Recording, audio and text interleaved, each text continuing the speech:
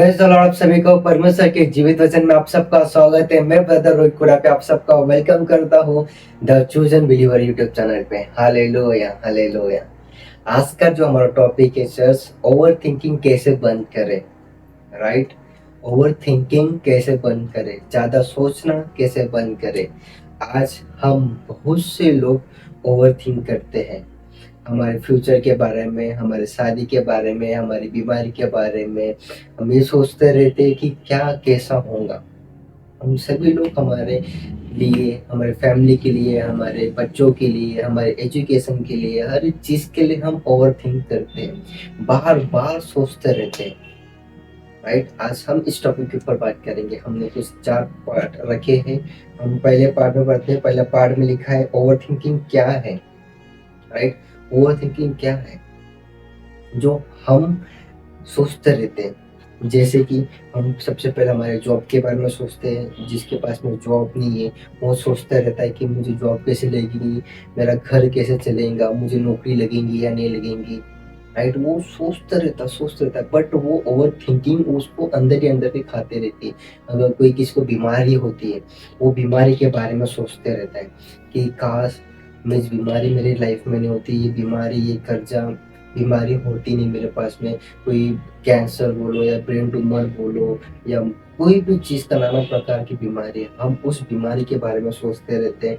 जैसे कि अगर कोई, हम किसी के पास में रिश्ता मांगने जाते हैं या शादी करने जाते हैं, हम बोलते हैं ना, यार वो लड़के ने मुझे रिजेक्ट कर दिया है, वो लड़के ने मुझे रिजेक्ट कर दिया। हम बोलते रहते हैं कि लोगों ने हमें रिजेक्ट कर दिया है। राइट, हमारे लाइफ में ऐसी बहुत से हम चीज़ें हम सोचते रहते हैं, हम बार बार सोचते रहते हैं। राइट, एंड सेकेंड पार्ट है हमारा, आज लोग इतना ओवरथिंक क्यों करते हैं। जैसे, राइट, आज हम लोग इतना ओवरथिंक क्यों करते हैं, उसके बारे में भी हम आज पढ़ने वाले हैं। सबसे पता है, हम ओवरथिंक इसलिए करते हैं क्योंकि हम ओवरथिंकिंग हमें पसंद है। लिटरली बता रहा हूँ, हमें ओवरथिंकिंग पसंद है, इसलिए हम ओवरथिंकिंग करके। क्यों ओवरथिंकिंग करके?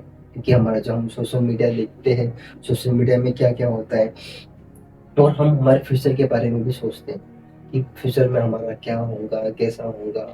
आज कोई अगर मिडिल क्लास होता है या कोई पुअर फैमिली से बिलोंग करता है, तो वो सोचता रहता है कि मेरा फ्यूचर कैसे होगा, मैं मतलब गरीब नहीं तो नहीं मर जाऊंगा, मेरे को खाने के वांदे हो रहे हैं, मेरे पास में कपड़े पहनने के लिए नहीं है, मेरे पास एजुकेशन नहीं है, मैं क्या कहाँ पे जाके शिक्षा लूँ करके। आज बहुत लोग नाना प्रकार के ओवर थिंकिंग करते हैं। सबसे बड़ा ओवर थिंकिंग क्या करते हैं कि कैसा होगा, कैसा होगा। राइट, जस्ट आज बहुत से लोग सोचते हैं कि अगर मैं आज पढ़ा लिखा नहीं रहूंगा तो फ्यूचर में मेरे को अच्छी नौकरी नहीं मिलेंगी, अगर अच्छी नौकरी नहीं मिलेंगी तो एक अच्छी छोकरी नहीं मिलेंगी, अच्छी छोकरी नहीं मिलेंगी तो मेरा वंश आगे बढ़ेगा नहीं, मेरा वंश आगे बढ़ेगा नहीं तो मैं क्या करूंगा। लोग क्या क्या सोचते हैं, लोग अपने फैमिली के बारे में सोचते हैं, लोग बीमारी के बारे में सोचते हैं। आज लोगों को इतना ओवरथिंक करते हैं कि लोगों के पास में ईएमआई भर, जब ईएमआई जब बाउंस होता है, उनके पास में ईएमआई भरने के लिए पैसा नहीं होता है, तो वो सोचते रहते हैं, तो उंगलियां गिनते बैठे, ये ईएमआई मेरा बाकी है, मेरा ईएमआई बाकी है, कैसा होगा, मैं कैसे, मेरे पास पैसे कहाँ से रहेंगे।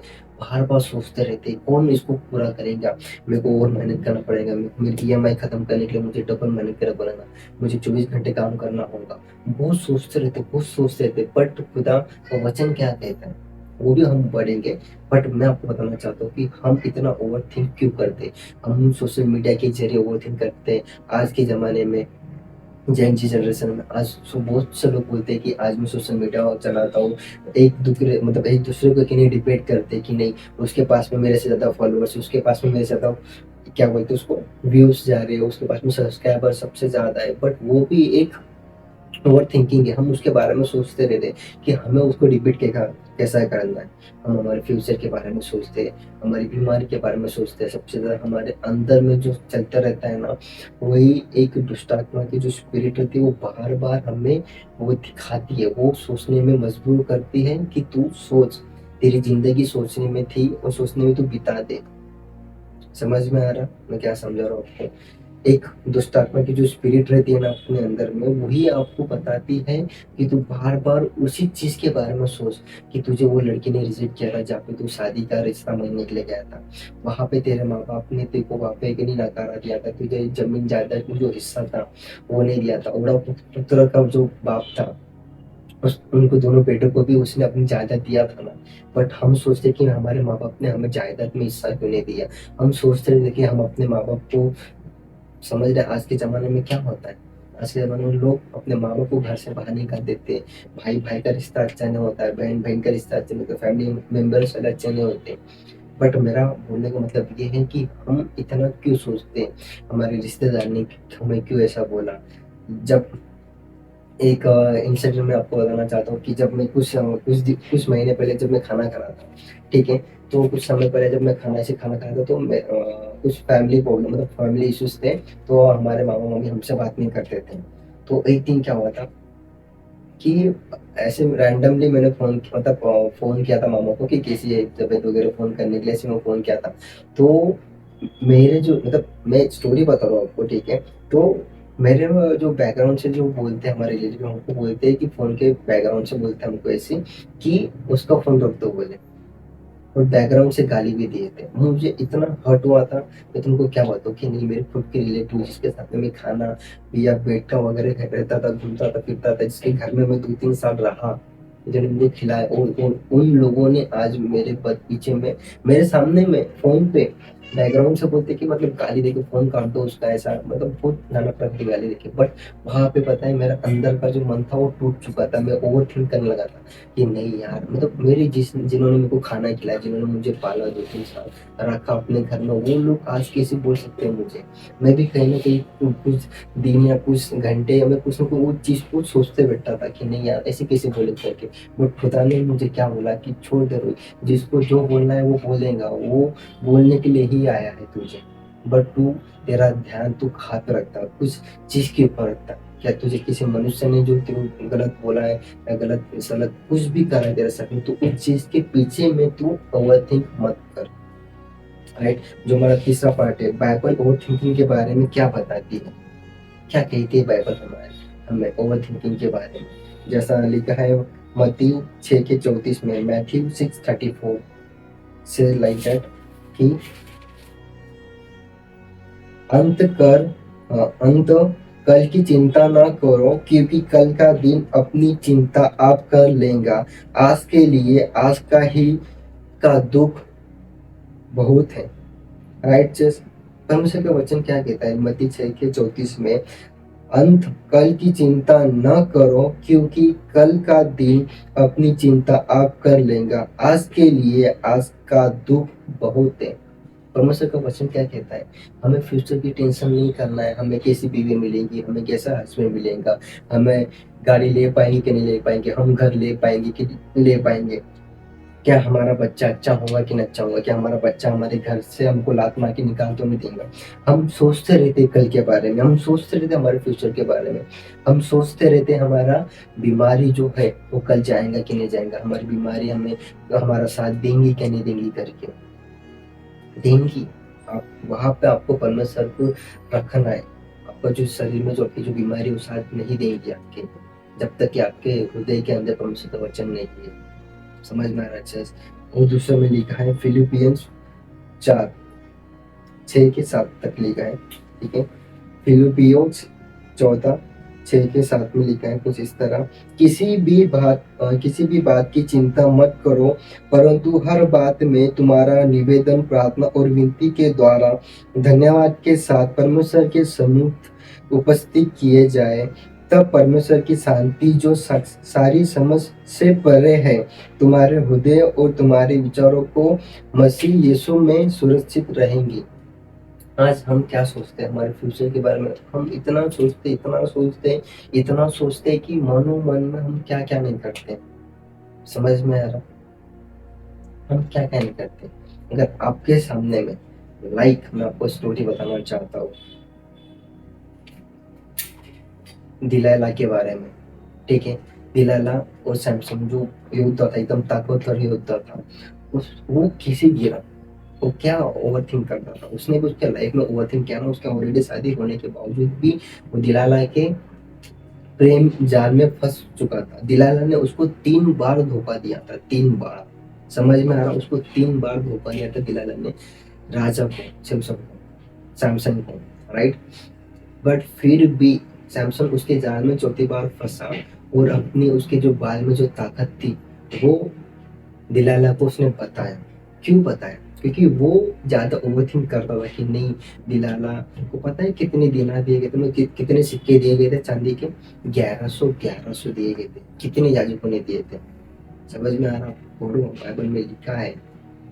दिलाला जैसे हमारे लाइफ में आती है, मैं वो स्त्री का नाम है ना, वो एक पुरुष भी हो सकता है, वो बीमारी भी हो सकती है, या कोई स्त्री भी हो सकती है। हमें जांचना है कि दिलाला की जो स्पिरिट है हमारे अंदर कैसे काम करती है। राइट? जस्ट हमारे अंदर कैसे काम करती है दिलाला की स्पिरिट। हमें वो सोचने को मजबूर करती है जो हम सोचना नहीं चाहते। आज पता है हम बहुत से यूथ लोग, आज हम यही ओवरथिंक करते हैं कि यार वो पब जा रहा है, वो सिगरेट पी रहा है, वो दारू पी रहा है, वो ऐसी भरी जिंदगी जी रहा है, बट मैं भी तो जी सकता हूँ ना। मेरी भी मतलब अगर वो कर सकता है तो मैं क्यों नहीं कर सकता? आज बहुत से बच्चे लोग इसलिए पीछे हट चुके हैं। मैंने मेरे लाइफ में मेरे दोस्त लोग भी हैं आज चर्च जाना छोड़ के, आज वो कहाँ कहाँ पे घुटने टेक रहे हैं। मैं लिटरली बता रहा हूँ, मेरे मेरे मेरे साथ वाला आज, हाँ, बॉर्न क्रिश्चियन है, बट कर क्या रहा है?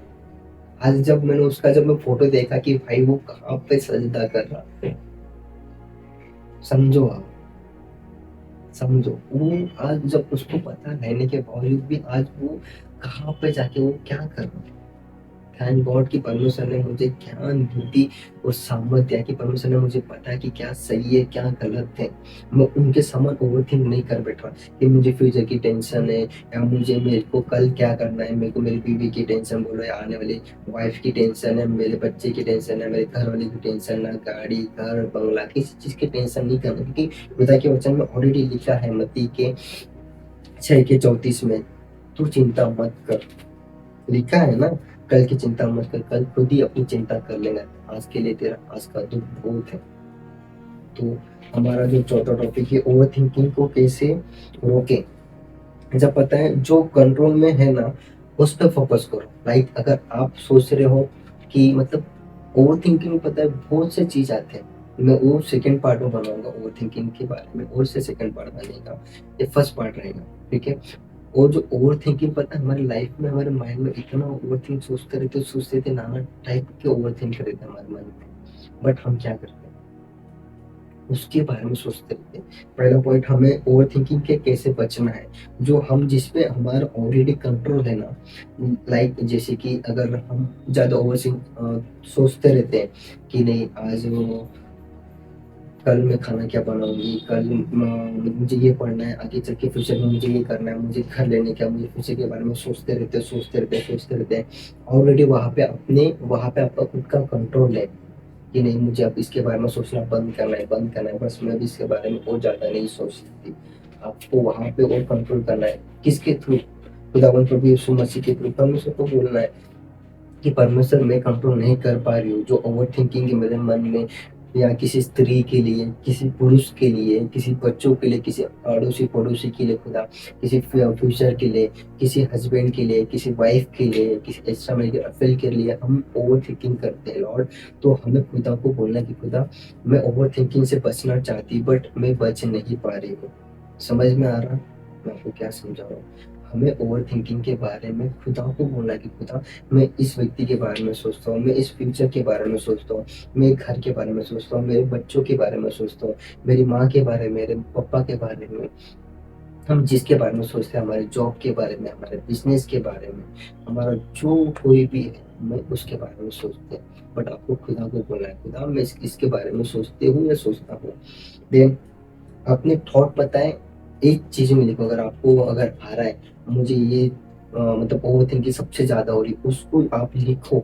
लिख के वहां पे बाइबल के वर्ष को लगाओ और बाइबल के वचनों को बोलो कि खुदा, मेरे को ये थॉट आ रहे हैं, मुझे बीमारी के थॉट आ रहे हैं, मुझे ओवर थिंक कर रहा हूँ मैं, क्या जिसकी भी आ रहे हैं ना, आपको वहां पे वो लिख के रखो, एक चिट्ठी पे बनाओ, चिट्ठी पे बना के उसमें लिखो, उस पर रोज बोलो परमेश्वर को, परमेश्वर के वचन को लगाओ उस पे। परमेश्वर, मुझे ये आ रहे, मुझे ऐसे थॉट आ रहे, ऐसे थॉट आ रहे, वहां पे आप लिख के इसलिए रखो क्योंकि आने वाली दुनिया में वो थॉट जो आपने लिखे रखे वो आपके लाइफ से निकल जाएंगे, वो ओवर थिंकिंग आपके यीशु के नाम से निकल जाएंगे आपके लाइफ से। थर्ड है, जो सोशल मीडिया में जो आप जो ओवरथिंकिंग करके स्क्रॉल करते हो या यूट्यूब पे देखा है, कुछ भी ओवरथिंकिंग आप जो ऑनलाइन देखते हो, आप वहाँ पे रोक लगाओ। हमें समझ में आ रहा है मैं आपको क्या समझा रहा हूँ सोशल मीडिया के बारे में। देन प्रेयर करो, मतलब प्रार्थना करो कि लॉर्ड खुदा, मुझे जो ओवरथिंक मैं करता हूँ या करती हूँ उसमें तू शांति दे। एक अच्छे हृदय को मेरे अंदर तू रख छोड़ कि खुदा मैं कुछ गलत नहीं सोच सकूं फ्यूचर के बारे में, किसी व्यक्ति के बारे में, किसी गर्ल्स के बारे में, किसी बॉयज के बारे में, या किसी भी व्यक्ति के बारे में, जॉब के बारे में हम इतना ओवर थिंक करते हैं इसकी हद नहीं। वहाँ पे और पांचवें में लिखा है गॉड के जो परमेश्वर ने जो प्रॉमिस किया है ना हमें, उसको बता रहा हूँ। आइजिया 41:10 में लिखा है, आइजिया 41:10, मत डर क्योंकि मैं तेरे साथ हूँ। खुदा ने क्या बोला है? जब हम ओवर थिंकिंग करते हैं, कुछ भी करते हैं, तो खुदा ने डायरेक्ट बोला है कि तू मत डर, मैं तेरे साथ हूँ। राइट, जस्ट और सेकेंड, भजन संहिता 55 के 22 में कुछ इस तरह लिखा है, अपने बोझ को प्रभु पर डाल दे और वो तुझे संभाल लेगा। अपने बोझ को प्रभु यीशु मसीह के ऊपर डाल दे, वो तुझे संभालेगा। इसका मतलब क्या? बोझ मतलब आपका वजन नहीं, परमेश्वर आपके विचारों को परमेश्वर के हाथों में दो, उसके ऊपर दे दो। आप जो सोचते हो, जो ओवर थिंकिंग है आपकी, वो यीशु के हाथ में दो। वहां से आपको यीशु छुड़ाएगा और आपके जो बर्डन है, वो बर्डन से आपको फ्री करेगा, फ्री बर्डन मैन या वुमेन बनाएगा। क्यों? आज हम इसलिए ज़्यादा ओवरथिंकिंग करते हैं कि हमें उसके बारे में सोचते रहना है। क्योंकि क्या होता है, सोचने से वो चीज़ हमें अच्छी लगती है। बट खुदा का वचन साफ-साफ लिखा है मैथ्यू 6:34, क्या कहता है? कल की चिंता नहीं करना है हमें, ना बीमारी की, ना किसी चीज़ की, अच्छी बोलो या बुरी बोलो या कोई भी चीज़ की बोलो, हमें उस चीज़ की चिंता नहीं करना है। परमेश्वर के साफ-साफ वचनों में लिखा है, "तू चिंता मत कर, मैं तेरे साथ हूँ। तू इधर-उधर मत ताक, मैं तेरे साथ हूँ।" राइट, हमारा जो टॉपिक है ओवरथिंकिंग कैसे बंद करें, आज हम इस टॉपिक को यही समाप्त करते हैं। God bless you all. आमीन।